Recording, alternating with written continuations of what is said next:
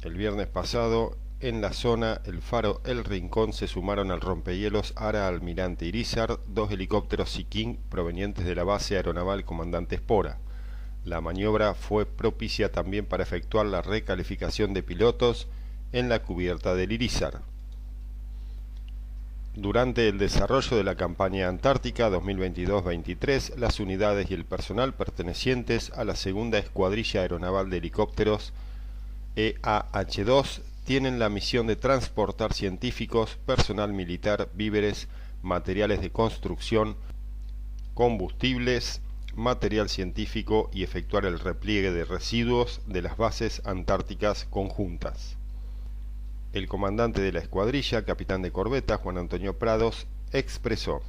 el grupo aeronaval embarcado está constituido por 30 militares, de los cuales 8 son pilotos, un oficial técnico y el resto son suboficiales idóneos para realizar el mantenimiento cotidiano de los helicópteros.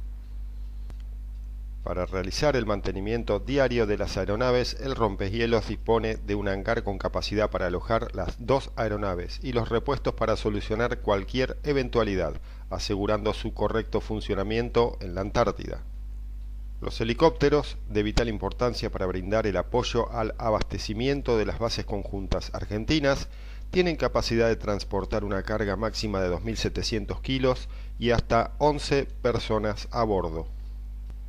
Siguiendo con información del Irízar, la navegación antártica, por sus condiciones adversas, requiere que se extremen todo tipo de medidas en las acciones ejecutadas, desde la protección de la vida humana hasta el perfecto funcionamiento de los sistemas a bordo.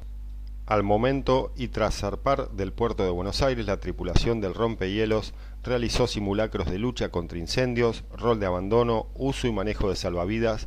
todos con el objetivo de prevenir y, en caso de siniestro, actuar de manera segura. Por otro lado, se efectuaron ejercicios de lanzamiento y recuperación de aeronaves en la cubierta de vuelo, previo a llevar a cabo las operaciones aeronavales en la Antártida con los helicópteros Sea King dependientes de la segunda escuadrilla aeronaval de helicópteros. También el personal a cargo de los diferentes departamentos brindó charlas informativas tendientes a poner en claro a la plana mayor y dotación sobre situaciones puntuales de la actual campaña antártica de verano 2022-2023.